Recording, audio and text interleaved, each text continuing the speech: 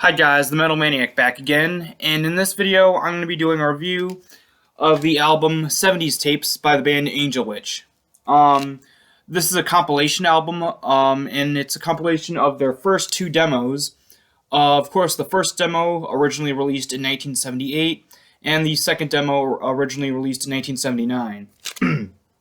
Now, this original lineup, the classic lineup, I guess you could call it, consists of three band members: Dave Hogg on drums, Kevin Hayborn on guitar and vocals, and the bass player, which I can never remember his name. I completely forgot, and I kind of forgot to look it up before I started recording. But yeah, there's three members, three band members. Anyway, so the first song on here is called Baphomet, and this is probably their heaviest song of their classic era.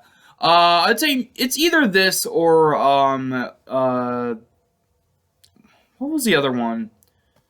I don't know. There was another one. I can't remember which one it was. But yeah, this song starts off with this really cool, just sort of atmospheric, eerie sound effect. And then it goes into this really cool, very down-tuned, or at least down-tuned in terms of late 70s kind of thing. It's sort of almost a very early Black Sabbath sounding like guitar tone, and like just this really cool doomy thing. And then it goes right into the actual main riff. And then the song itself is really, really cool. Again, very, it picks up a little bit, but it's like not like fast-paced or anything. I'd say it's maybe more of a mid-paced-ish kind of song. But it's really cool. It's a really cool, menacing main riff as well. The vocals by Kevin Hayborn are fantastic. Great solo work, and yeah, just a really great opening song. Again, that very beginning intro, the intro riff definitely sounds like something from very early Black Sabbath. And again, this is probably their heaviest and most sinister and evil sounding song of their classic era. Angel Witch hasn't done a lot of songs like this. In terms of just the overall heavy sound. Not again, it's not like super heavy sound, because you know this is something from the late 70s, but I'd say it's fairly heavy for the late 70s. But yeah, it's just a great song. Next up is the song called The Sorceress. This is the only song on here I don't like. And it was a song that would later be on their first full-length album. Their self-titled album.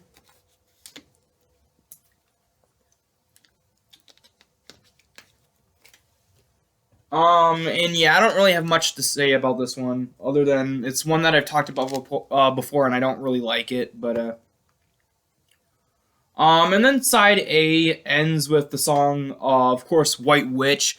White Witch is actually one of my favorite Angel Witch songs of all time. I talked about it more in depth during my review of their first full-length album. So I won't talk too much about it here. But yeah, it's an amazing song and one of my absolute favorites from this band. White Witch is an amazing song. Now, starting off side B is a absolutely fantastic instrumental called Devil's Tower. Now, I don't know if it's referencing that landmark in, I think, Nevada or Arizona, I believe. It's either Nevada or Arizona, I can't remember which one, but there's this huge land formation out in the desert called Devil's Tower. So I don't know if that's what the song title is referencing, or if it's not, has no reference to that at all. I don't know. But anyway, this is a fantastic instrumental. Sadly, though, when it was introduced onto their first full-length album, it was chopped down to almost nothing. Like, there was very little of the actual full instrumental left by then. I don't know why they did. They kind of like chopped it down to like I think it was like 2 minutes. This is the full version, and it's around I think like 6 minutes, I believe. But yeah, this full version, the original full version, is fantastic. It has a very sort of like dreamy, fantastical, very otherworldly aura to the musicality on here. And the just the way everything is all the instruments are structured and everything in the flow of the song as well, or the instrumental, it's just very cool and just very unique sounding. It is. It's a very unique sounding instrumental. I absolutely love it. Now they would have, I think, like one more instrumental. I don't know. I can't remember if they had any others except. I don't know. I know they have two. I have to probably go back and listen to their later stuff to. I don't remember if they had any instrumentals after the Doctor Fives instrumental, but yeah, this is probably, I'd say, my second favorite of their instrument of the two that I know Angel Witch did. The other one, again, Doctor Fives or Fives, or I forgot what it's called, but I think it's called Doctor Fives or Doctor Fives or something like that. But yeah, this one's just absolutely amazing. And a great way to start off side B. Next up is an absolutely amazing song called Extermination Day. Extermination Day is just, it's sort of more of just a straightforward song. Like, it's just a great rockin' tune. Great energetic riff, great solo work, and it's just a really sort of, it's a song that's kind of, I guess, unintentionally out of place on here. Because there's a lot of songs on here that are just like either just like very moody and very atmospheric, or very just like more melodic and upbeat. Well, this one is definitely upbeat, but it's not melodic. This one's just sort of like a straightforward, sort of like faster paced heavy metal, just energetic rocking tune, you know. But honestly, I don't mind that it's kind of out of place. It's still a great song, and it's sort of an interesting sort of it's just sort of an interesting sort of what I want to say, an interesting change of pace, I guess, in terms of just the vibes of these songs on here. But Extermination Day is fantastic. Next up is a song called Flight 19. This one is interesting in that, now, it's gone through two different slight title changes, and not that it's a completely different title, originally, but technically, I guess, because originally on the original version, I think this is the changed version. Yeah, the way they have it on here, even though it's the original audio, they label it as with the second version of the title of the song. Now, originally on the actual like original release of their second demo, Flight 19, the title was spelled the word flight and then the number 19. And then later on, with their, I believe it was the first time they changed it was their Sweet Danger EP, not the Sweet Danger single. There's two different ones. And they changed it from the word flight and then the number 19 to the word flight and the word 19 or number 19, but it's, you know, in an actual the word spelled out. But yeah, I mean, this is just another great song. It's a bit more it has a very sort of more experimental sort of sounding riffing on here. Like it's very the riffs and stuff are very sort of loose, sort of a loose flow to them. They're very catchy, but they're very sort of like very fluid and loose, like kind of unpredictable at times to someone who listens to this for the first time. Like you for the first time when I listened to this, I didn't know. I had like no even like I couldn't even predict on where the song was gonna go with these like guitar riffs and stuff throughout, because it changes up and it's very fluid and it's sort of like pacing and stuff like that and the riffs and everything. It's a very cool song, and yeah, I just absolutely love it.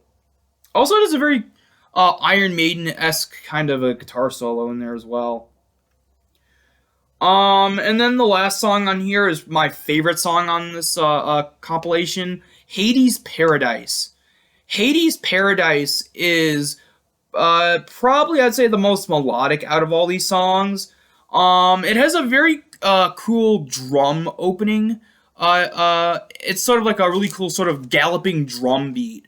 Before it goes in this really cool melodic sounding riff that is the opening riff after the opening drum beat or whatever it's called, and then it goes in the actual like core of the song. With an awesome, very melodic performance with the actual main sort of sections of the vocals. Um, and I love the progression of it too. Like, just the way it flows is just very cool, and probably my favorite song, musical progression out of any of these songs. And yeah, it's just an awesome song. Also, I love the fact that the opening drum gallop, actually, they bring it back near the, I'd say a little bit past the halfway point of the song. After it slows down, after the solo, and then right before it goes back to the main riff, they bring back that sort of galloping drum bit from the very beginning of the song, and then it goes back to the main chorus again, and then the song ends. I love that. That's just really cool. Um, but yeah, those are the songs. Now, the artwork. The artwork is pretty much reused from the one of their singles as well as the first EP. It's very much the same. Actually, they would recycle this particular artwork a couple of times. The first, I can't remember when it originally was. It was either their original demos or maybe it was after that. I can't remember. But this artwork was used at least 3 or 4 times over their career. Most of them were early on, and then they reused it recently with this re-release, this compilation. This is a compilation that came out back in 2018. But I think so. This is I think the most recent time they reused it. Now they did change it up once with their self-titled single Angel Witch, where it was the same image, but they colored it sort of a yellowish gold color with the black background. That's probably my favorite variation of this. Again, all the other variations are pretty much exactly the same as this. Now, I believe the first one, was just plain gray or just a matte silver. Whereas this one, I don't know about one of the other variations, but at least with this one, there's a little bit of a shine to the silver color, just a little bit. It's not completely a matte silver color, but it's kind of, but not. It's sort of a slightly different, I guess. But yeah, the artwork is really, really cool. Just very, very sort of occult looking, with the Baphomet demon here. And then he's sitting on top of the world for some reason. And then you get the title here, 70s Tapes. And then, of course, their logo. The back doesn't have anything much except for the track listing. And the actual inside is nothing interesting. There's literally nothing extra to this. You don't get an insert or anything, but if you're lucky enough, you'll able to get one of these that has a colored vinyl. This one is the silver and black splatter. Now there are, I believe there's 3 different variations of the vinyl. Of course, there's the standard one and the silver and black one. And there's one more that I can't remember what it was. I think it might have been a clear vinyl or something like that. But, yeah, I have to look that up again. I can't remember what the third one was. But, anyway. So, overall, this is a fantastic compilation of their first 2 demos. There's actually quite a few versions of certain songs on here that I like better than their more well-known versions. Um,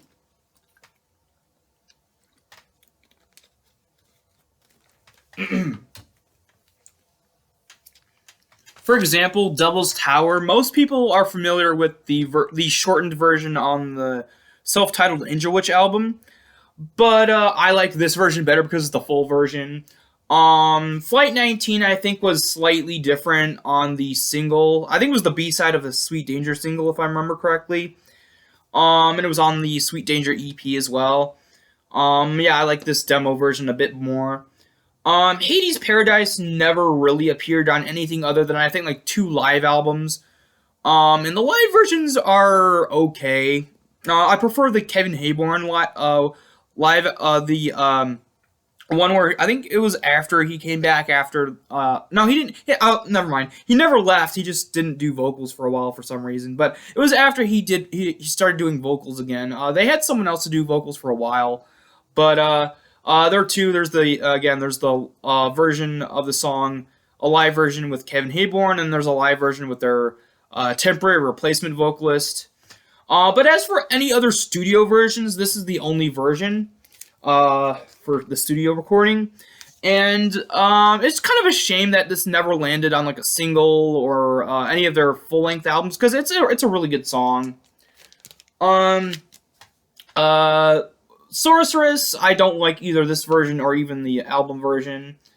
Let's see what else. Yeah, White Witch. White Witch, I love both this version and the version on their first album. But if I'd have to pick, I'd say I kind of like the version on their album just a bit more than this one. But I still like this version as well. Overall, I'm going to give this a 9 out of 10. This is an almost perfect compilation album. Sorry, excuse me. If it wasn't for the fact that it has the song The Sorceress on here, again, I do not like that song. But despite that, everything else on here is absolutely fantastic. And if you're a fan of the Kevin Hayborn era of Angel Witch, and you haven't heard these demos yet, definitely get this compilation album, because it's pretty much the only way to get these demos nowadays. The original releases are pretty much non-existent at this point. Like, I don't think you'll ever be able to get a hold of those. But yeah, definitely get this. Also, this isn't that much. I got this for like $26 new. And yeah, again, fantastic release.